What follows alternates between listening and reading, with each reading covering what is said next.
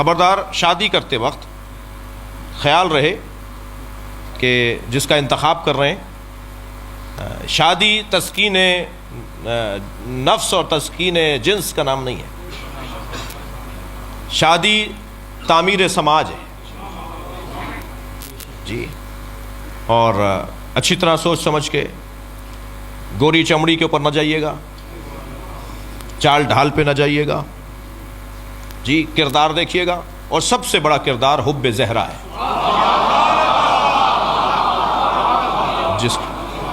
جس کے دل میں اہل بیت کی محبت پہلا معیار یہ ہونا چاہیے۔ اب اپنے آپ کو تسلی دے رہے تھے مولانا میں شیعہ کر لوں گا، کیا معلوم تمہیں سنی کر دے وہ؟ نہیں، ہم کیسے سنی ہو جائیں گے؟ اچھا نہیں ہو گئے جی، کہ مولانا شیعہ سنی تو شیعہ ہوتے ہیں، شیعہ سنی نہیں ہوتے۔ میں نے تو بہت شیعہ دیکھے ہیں جو سنی ہوتے ہیں۔ وہ کہنے لگے جی کہاں دیکھ لیا آپ نے؟ میں نے کہا ہمارے 21ویں گریڈ کے افسران، یہ 19ویں گریڈ کے افسران، یہ ہمارے وزراء، یہ ہمارے پولیٹیشنز جب چاہتے ہیں ہاتھ باندھ لیتے ہیں۔ یہ شیعہ سنی نہیں ہوتا؟ پیسے کی خاطر، دنیا کی خاطر، کرسی کی خاطر۔ دو لوگوں کو تو مولا علی کا نام ہی نہیں لینا چاہیے، ایک بزدل کو، ایک کنجوس کو۔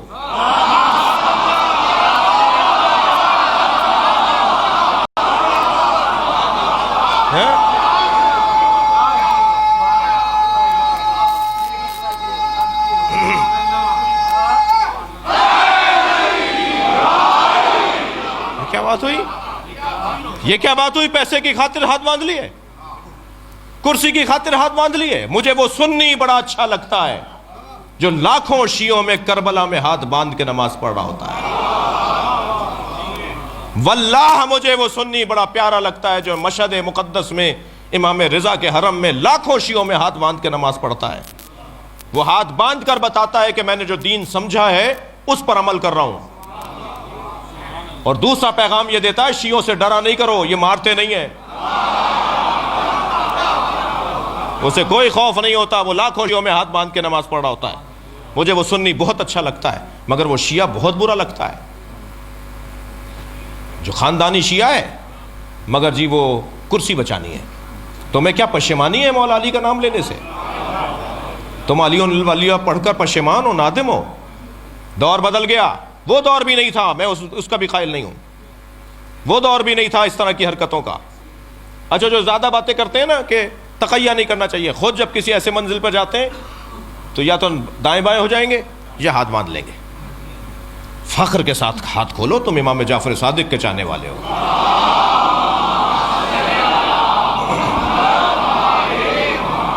جی۔ اگر ابھی تک بات سمجھ میں نہیں آئی ہے تو وہ علیحدہ بات ہے، سمجھ لینا چاہیے کسی کے پاس جا کر کہ بھئی ہاتھ کھولتے کیوں ہیں ہم۔ ایک بہت بڑے سیاستدان ہیں، شیعہ ہیں، خاندانی شیعہ ہیں، دادا پردادا سے شیعہ ہیں، وزیر بھی رہے، پاکستان کی کئی پوسٹوں پہ وزارتوں میں رہے۔ پچھلے دنوں انہوں نے مجھ سے کہا کہ جی میں سجدہ نہیں رکھتا، کیونکہ نبی نے خاک پہ سجدہ، کربلا تو نبی کے بعد ہوئی ہے، تو نبی نے پھر خاک پہ سجدہ تو نہیں کیا ہوگا، وہ تو کربلا کے بعد خاک آئی ہے۔ میں نے کہا یہی آپ کی غلط فہمی ہے۔ اور اچھا اس ٹائپ کے جو لوگ ہیں نا، ان کے مزاج میں بولنا ہے، سننا نہیں ہے۔ اپنے آفسوں میں بیٹھے ہوتے ہیں، اپنے ماتحتوں کے ساتھ زیادہ رہتے ہیں، تو بول بول کر ان کو اتنی عادت ہو گئی ہے کہ دوسرے بھی چپ رہتے ہیں کہ بھئی انہی کو بولنے دو، تو وہ سننے کے تو عادی نہیں ہے۔ تو خدا کے لیے اچھا الحمدللہ اس وقت ہماری یہ پوزیشن بھی ہے کہ پاکستان کے جنرل، پاکستان کے وزراء، پاکستان کی شخصیات، تھوڑا سا دل ان کا ہمارے اوپر آیا ہوا ہے، تو ہم بھی اپنا کام پورا کر رہے ہیں۔ تو وہ کہنے لگے جی میں سجدہ نہیں رکھتا۔ تو میں نے کہا آپ شیعہ نہیں ہیں؟ کہنے لگے شیعہ ہوں، کھلا شیعہ ہوں، عزادار ہوں، ماتمی ہوں، گھر کی عزاداری ہے، خاندانی عزادار ہوں، خاندانی شیعہ ہوں، سجدہ نہیں رکھتا۔ میں نے کہا کیوں نہیں رکھتے؟ کہنے لگے نبی نے کس پر کیا ہوگا سجدہ؟ میں نے کہا خاک پر۔ کہنے لگے کربلا تو نہیں تھی؟ میں نے کہا کربلا تھی، کربلا تو حضرت آدم کے زمانے سے ہے، کربلا کی زمین پر تو حضرت آدم کو اللہ نے بھیجا، حضرت نوح کو بھیجا، حضرت ابراہیم کو بھیجا، ہر نبی کو کربلا بھیجا، اور ہر نبی کا ایک قطرہ صحیح کربلا میں گرایا۔ ٹھوکر لگی، سر پھٹا، گھٹنا چھلا، پیر کے انگوٹھا چھلا، خون کا ایک قطرہ ضرور نکلا ہے ہر نبی کا۔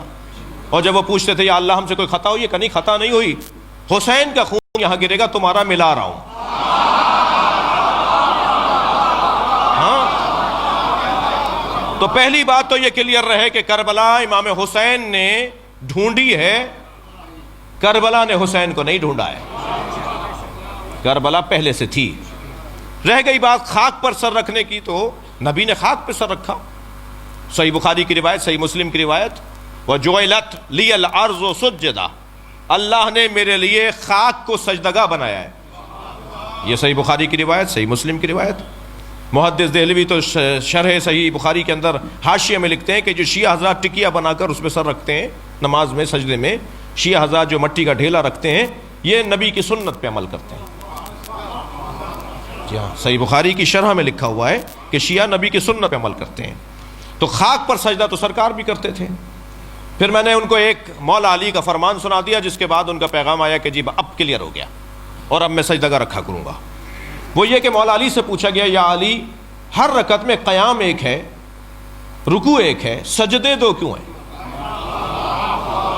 فلسفہ احکام، مولا سجدے دو کیوں ہیں؟ تو مولا نے قرآن کی آیت پڑھی کہ سجدے دو اس لیے ہیں کہ جب تم پہلا سر سجدے میں رکھتے ہو، پہلے سجدے کے لیے سر رکھتے ہو خاک پر، تو قرآن پکار کر کہتا ہے منہا خلقناکم، تم اسی مٹی سے بنے ہو.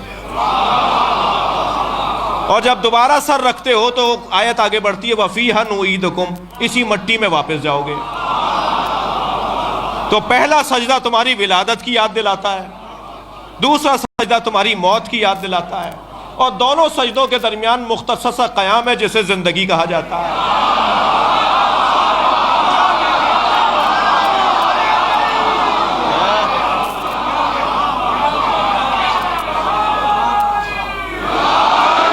بہت عمدہ، بہت بہت شکر گزار ہوں. بس ایک جملہ میرا بھی اس میں، مولا کا فرمان یہاں رک گیا.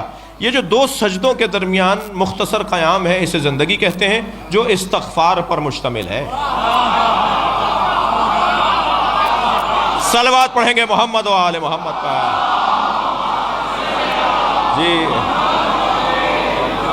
جی مولانا، پہلا سجدہ ولادت کی یاد، دوسرا سجدہ موت کی یاد. خاک پر سر رکھو گے تو یاد آئے گا مٹی سے بنے ہو. مولا علی نے فلسفہ بیان کیا، خاک پر سر رکھو گے تو یاد آئے گا مٹی میں واپس جانا ہے. دقت فرمائی آپ نے. تو بچوں سے کہہ رہا تھا کہ انتخاب کرتے وقت ذرا کہیں ایسا نہ ہو کہ برعکس ہو جائے، تم نے اپنے آپ کو دھوکہ دیا کہ میں تو شیعہ کروں. اچھا کوئی ہے اتنا ہنرمند تو حرام نہیں ہے. جی ایک سنی بچی نے ایک یونیورسٹی میں مجھ سے سوال کیا، یوم حسین کے لیے ہم گئے تھے، کہہ لیں جی آپ مولوی حضرات سنی شیعہ کی شادی کی اجازت کیوں نہیں دیتے؟ میں نے کہا تم نے یہ سوال کیوں نہیں کیا کہ پنجابی اور سندھی کی شادیاں کیوں نہیں ہوتی، پٹھانوں کی اور بلوچوں کی شادیاں کیوں نہیں ہوتی؟ اس لیے کہ ثقافتیں مختلف ہیں، رہن سہن مختلف ہے، انداز زندگی مختلف ہے. تو یہی جواب تمہارے لیے ہے. وہ ماتم کرتا ہے، یہ ماتم نہیں کرتی. وہ ہاتھ کھول کے نماز پڑھتی ہے، یہ ہاتھ باندھ کے پڑھتے ہیں. تو روزانہ کی الجھنیں، تو حرام نہیں ہے، شادی ہو سکتی ہے. اگر اتنے کارنامہ، اتنی ہمت ہے کہ تم کچھ کر جاؤ تو کوئی مسئلہ نہیں ہے، لیکن جذبات کی بنیاد پر نہیں ہونا چاہیے. تو شادی کے لیے جو سب سے اہم بات ہے وہ کف کا ہونا ہے. مولانا کف کیا ہے؟ تو ایک کونے سے آواز آئی ایک مولانا کی کہ کف کا مطلب یہ ہے کہ وہ اگر ایم اے پاس ہے تو یہ بھی ایم اے ہونے چاہیے کم سے کم. لڑکی اگر مثال کے طور پر فرض کیجئے پی ایچ ڈی ڈاکٹر ہے تو لڑکے کو بھی کم سے کم اتنا تو ہونا چاہیے، تھوڑا زیادہ ہو تو بہتر ہے. جی وہ کروڑ پتی باپ کی بیٹی ہے تو یہ بھی بہرحال اسٹیٹس، پیسہ، دولت، مکان، گاڑی، بنگلہ ایک جیسا ہونا چاہیے. یہ کف ہے. دوسرے نے کہا نہیں یہ کف نہیں ہے، کف ہے ایمان. دونوں کا ایمان اچھا ہونا چاہیے. تو میں نے مولانا سے کہا مولانا میں آپ سے بہت زیادہ متفق نہیں ہوں. دنیا میں کوئی دو آدمی تو دکھائیے جن کا ایمان ایک جیسا ہو. برابر کے ہے ہی نہیں کوئی. جی پھر تو کسی نبی کا کف نہیں تھا. کسی میں دم ہے کہیں حضرت خدیجہ، حضرت ابو ذر اور حضرت سلمان کا ایمان ایک جیسا نہیں ہے. تو ایمان ایک جیسا کیسے ہوگا؟ تو یہ مجھے اپنے آپ کو سمجھانے کے لیے تو بہت اچھا ہے، قریب تر تو آ گیا ہوں، لیکن یہ آئیڈیل بات نہیں ہے. جی مثالی بات نہیں ہے. دنیا میں کوئی جوڑا کفر کی بنیاد پر نہیں بنا. بی بی خدیجہ پر میرے ماں باپ قربان، مگر کیا وہ نبی کے برابر تھی؟ کوئی جوڑا دنیا میں برابری کی بنیاد پر نہیں بنا. بہت دیر لگا دی ایک جملے کو کہنے میں. کوئی جوڑا برابری کی بنیاد پر نہیں بڑھا، ایک جوڑا برابری کی بنیاد.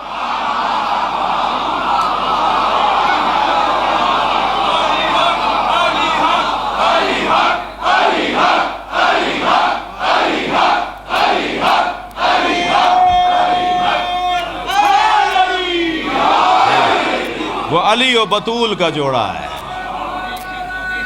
سبحان اللہ.